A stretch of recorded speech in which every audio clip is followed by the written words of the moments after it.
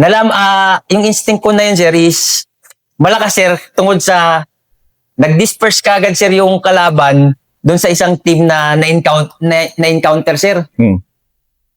So, yung pag-disperse nila, sir, naririnig ko yung putok, sir, papalapit sa amin, sir. Pero yung putok na yun, sir, ang direction nun, sir, doon sa isang team na na-ambush namin, sir. Na-raid namin, sir. Then, after that, sir, during their encounter, sir, ako, sir, nagsisitrip pa ako kay Estri nun, sir. Sir, ongoing pa yung firefight, sir. Bali, ganito, sir, yung nangyari, sir. Binibigay ko, sir, yung details nung situation nila dun sa kabilang team, sir. After that, sir, nung time na nagsisitrip po kay Estri, sir, meron akong makukulit, sir, na mga tropa, sir, ba, na gustong pumasok din sa area, sir, kaya gustong maki-jamming sa firefight, sir. Gusto nilang pasukin, sir, yung bahay na kung saan nandun, sir, yung commander. At the same time, sir, yung supply kasi nila, sir, is nandun din, sir, kasama nung asset namin. Gustong makijoin ng mga kasama ko, sir, siyempre, sir, gusto din nila, sir, na mapasama siguro sa mga kwento-kwento, sir, ba, after ng encounter, sir. After that, sir, nung time na medyo naiinis na kasi ako that time, sir, na ang kulit, sir, ang gusto kasi nila na i-raid na daw yung bahay, sir. Sabi ko, hindi pwede, mag-crossfire tayo dyan, kaya hindi natin alam kung nasaan yung putok ng tropa natin. At the same time, yung dala nating NBG, hindi natin magamit dahil sobrang lakas ng ulan din kasi, sir. So, ang dala lang namin that time, sir, is yung animal instinct namin and yung hunting instinct namin, sir. Wala kaming mga gadgets or any advanced equipments like sa mga SOF, sir. Ang dala lang talaga namin that time, sir, yung hunting instinct ng mga IP soldiers namin, FR soldiers, and mga FR kaas namin, sir. So, nagbibase lang talaga kami, sir, sa old school style ng pag-hunt, sir. So, nung time na yun, sir, nung medyo nakukulitan na ako sa mga tropa ko, sir, na gustong i-raid yung supply point, sir, na nandun, sir, yung asset, at the same time, sir, yung commander.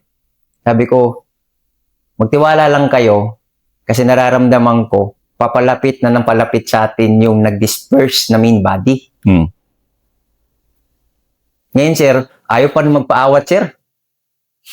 Ang lilikot pa rin, sir, na gumagalaw-galaw dun sa ambush position namin. Nilatag ko kasi sila, sir, sa ambush position, sir, kung saan possible na dadaan yung kalaban, sir.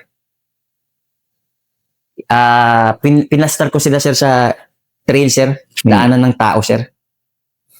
Then, that time, sir, nung sinabi ko na, na tiwala lang kayo kasi malapit na, paparating na sila. Kasi, sir, yung putok ng kalaban nun, sir, tinatansya ko, sir, ini-estimate ko, ina-assess ko, mga, pa sila, mga 50 meters pa yung layo, mga 30 meters pa yung layo, ng mga nag-disperse na kalaban, based doon sa putok ng baril nila, towards the direction of our first team. By that time, sir, habang nagsisitrip ako, sir, kay Estri, sir, kay Captain Olaguer na ngayon, sir, sabi ko, sir, ibaba ko muna, sir. Kay may napansin po kasi sir, na silhouette na papalapit sa amin, sir. I-check ko lang muna, sir. So, pinatay namin, sir, yung cellphone that time, sir. Nung pinatay ko yung cellphone, sir, man kami, sir, SOG man kami, sir, nakaitim man kami, sir. Dinikitan ko, sir, yung puno ng nyug, sir, ba? Nagtatago ako, sir, habang ino-observe, sir, yung silhouette na pa-approach dito sa location ko, sir. That time, sir, yung position ng tropa, sir, is medyo malayo sa akin, sir. Kasi sa unahan sila, sir, nagpalikod lang ako, sir. Since ako man, sir, yung command na kailangan kong mag-report sa S3, sir. Kaya kailangan kong magpalikod, sir. Nung time, sir, na inastar ko sila sa unahan, sir, ako yung nasa likod, sir, is that's the time, sir, na may biglang pumasok sa gilid ko, sir, ba? Mga 15 meters, sir, yung pagpasok ng dalawang armado, sir, sa gilid ko, sir. 15 meters, sir, hindi ko pa, sir, pinansin. Hindi ko pa pinansin, sir, nung 15 meters. Pagkagat ng 10 meters, sir, nag-release na ako, sir, ng safety. Pagka-release ko ng safety, sir, 5 meters, sir, hindi ko pa rin, sir, pinansin, sir. 3 meters, sir, pinansin ko na, sir. Kasi kaharap ko na, sir, kumbaga, tatapikin ko na lang, sir, Pagka time, sir, na nasa harap ko na mismo, sir, challenge ko, sir. Yung challenge ko that time, sir, is hindi siya, sir, yung karaniwang challenge during kapag may mga FTX, sir. Hindi ganun, sir. Ang challenge ko that time, sir, is tinanong ko, sir, ano ka? Pagka-challenge ko ng ganun, sir, in a split of second, sir, na hindi nag-respond, sir, yung dalawang armado, sir. Pagka-release ko ng safety ng 5 meters, sir, ng 10 meters, sir, 3 meters, sir, nung time na hindi nag-response, binagbagan ko, sir. Inubos ko, sir, yung isang magazine ko, sir. Kasi mag-isa ka sa likod. May kabady ako, sir, pero hindi siya kagad pumutok, sir. Pumutok siya, sir, nung time na nakauna na ako, sir. Ako, sir, yung nag-challenge kasi, sir. Ako, sir, yung pinakaunahan kasi, sir, ng ano, sir, ng location, sir, kung saan ko nabira yung kalaban, sir. Pagputok, sir, pagkaputok ko, sir, ng one magazine, sir. Pagkaubos ko ng one magazine, sir, medyo nag-aalanganin ako, sir, na baka buhay pa, sir, ba? Kay umuungol pa, sir, umuungol pa, sir. Pagka ungol niya, sir, change magulit ako, sir. Inubos ko ulit, sir, yung isang magazine dun sa dalawang armado, sir, na pumunta sa location ko, sir. Then, by that time, sir, sa sobrang kabado man ako, sir, na tignan, sir, kung armado ba o hindi, nagdadasal talaga ako, sir, na sana kalaban. Kasi, sir, hindi ko din matansya-tansya, sir, yung kakulitan nung time ng mga tropa na pagalaw-galaw sa pinag-ambush positionan nila, sir. Nung time, sir, na chinek namin, sir, armado nga, sir. Armado nga, sir. Tapos, sir, merong armas din, sir. Then, na-find out namin, sir, na armado dahil din dun sa medkit na dala niya, sir. Then, by that time, sir, nung time po, sir, na-confirm namin, sir, na armado yun, sir. Yung isa, sir, medyo hindi namin nakuha that time, sir. Ang bilis kasi, sir, ng tiger jump niya nung time na nagkaputukan. So, yung isa lang, sir, yung nakuha ko that time, sir. Then ngayon, sir, yung isang armado na yun, sir, na nakatakas doon sa pagkandak namin ng ambush, sir, is ngayon, sir, kaana, sir. Kasama na ngayon ng tropa, sir, na nag-ooperate. Na nagbibigay na rin, sir, ng mga TTP, sir, na kung paano makikita, sir, yung trackings ng mga armado. Tapos, by that time, sir, nung nakuha namin, sir, yung isang armado, sir, sinat namin, sir, tinext ko, sir, si Sir Olager kagad, sir. Si Captain Olager, sir. So, ang text ko sa kanya na that time, sir, nakapatay ako ng NPA, sir. Tapos, that time, sir, dito sa batalyon, sir, sobrang tuwang-tuwa sila, sir, kay nakapag-complied kami, sir, sa guidance and... Anong feeling ng makapatay sa unang pagkakataon?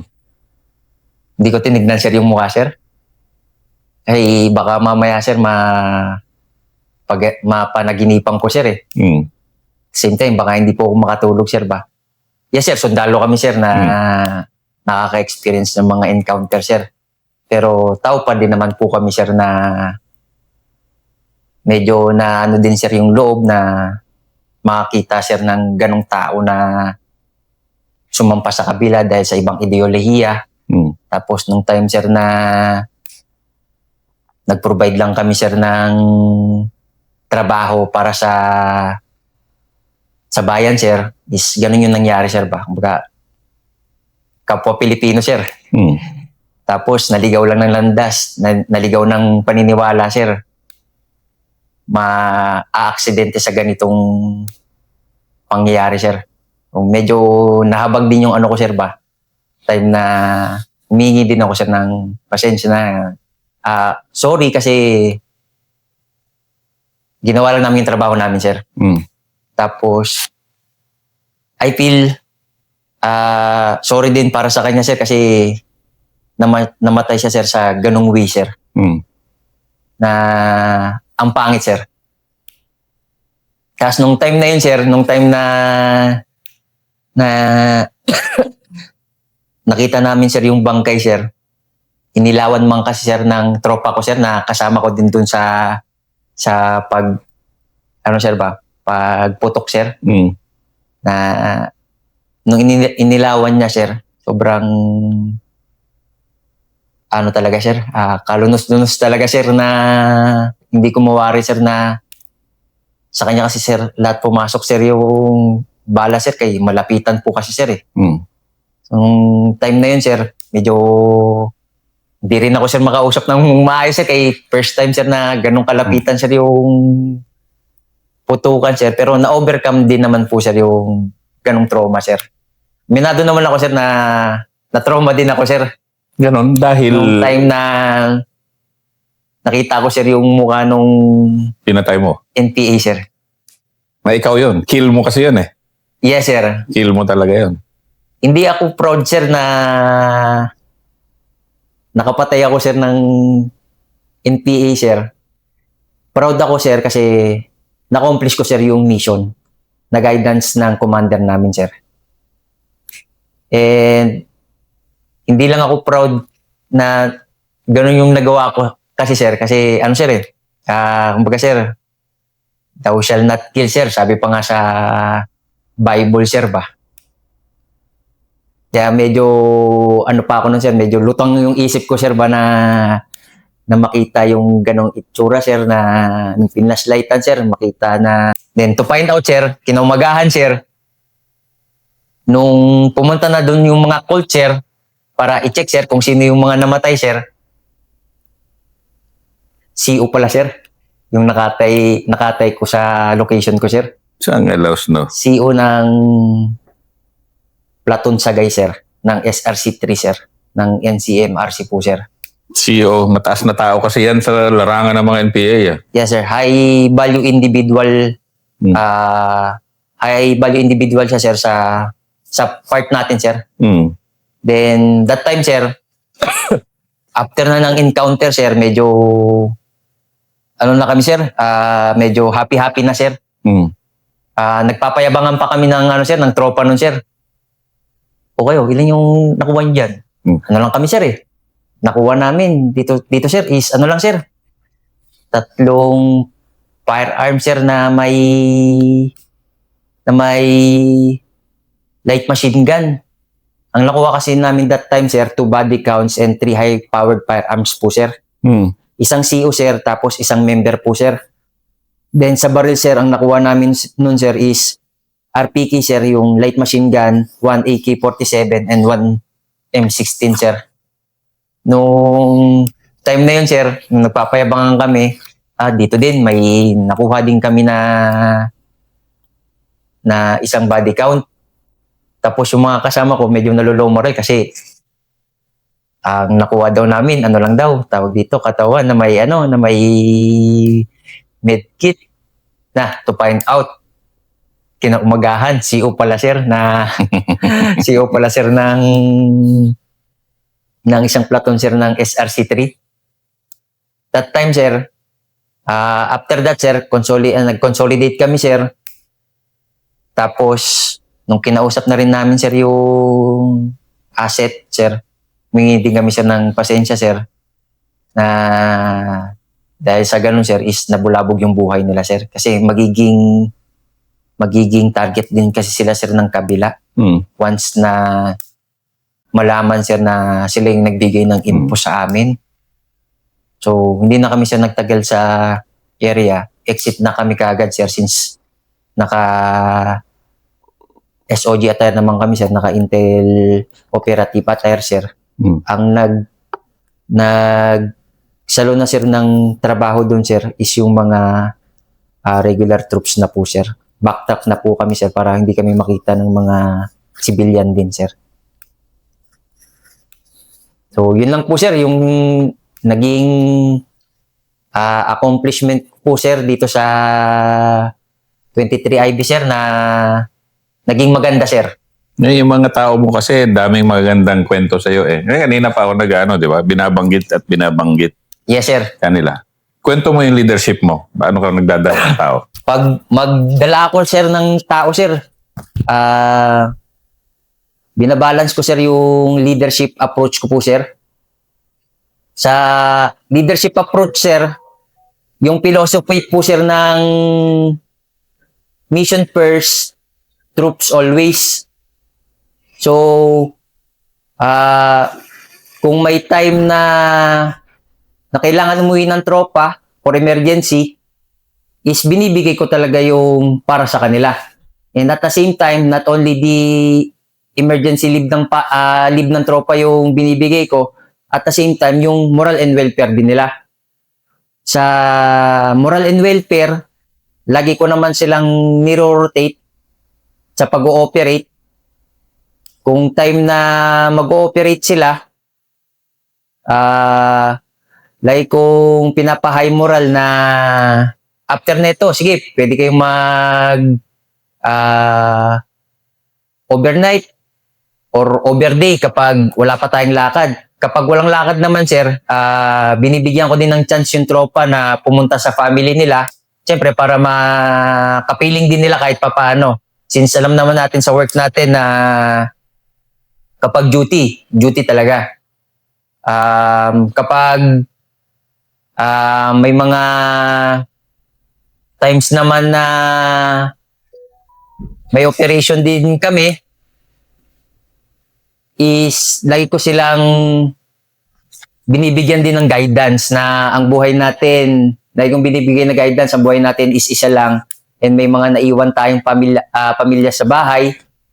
So, ingatan natin yung pag-ooperate natin, yung paglalakad natin. Isang kamali lang, wala nang retake, wala nang replay.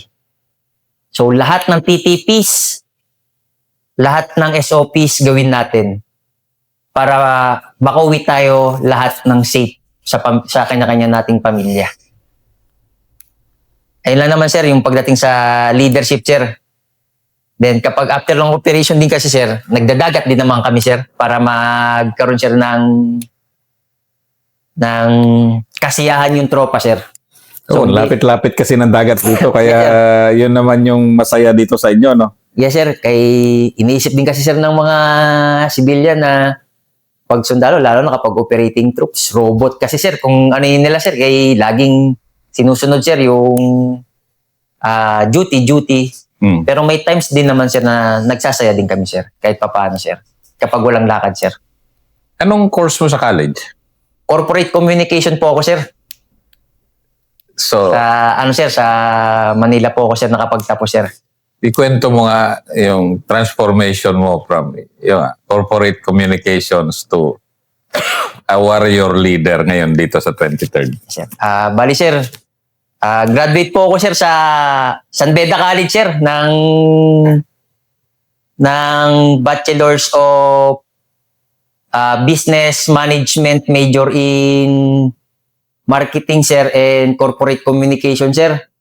Bali, naisipan kong maging isang kadete, sir, sa Officer Candidate School. Kasi gusto ko, sir, magkaroon, sir, ng thrill din, sir, yung buhay ko, sir. Gusto ko ng challenge, sir. Kaya nag-apply ako, sir, sa OCS po, sir. Dati, sir, napapanood ko lang, sir, yung mga Zamboanga Siege. Hmm. Then yung mga bali-balita sir about sa mga gera-gera sir. Naisip-isip ko nun sir na bakit hindi ko itry. Hindi ko itry kasi bakit hindi ko itry? Kaya magkakaroon naman din sir ng kabuluhan din sir yung pag-apply ko sir. Same time sir, makakapagbigay pa ng service sa ano sir sa country natin sir. Kasi I believe sir na it's a powerful incentives din kasi sir to join the service po sir. Na yung iba sir nangangarap na pumasok dito. Bakit kaya ako na normal citizen lang sir na hindi ko rin i-try. So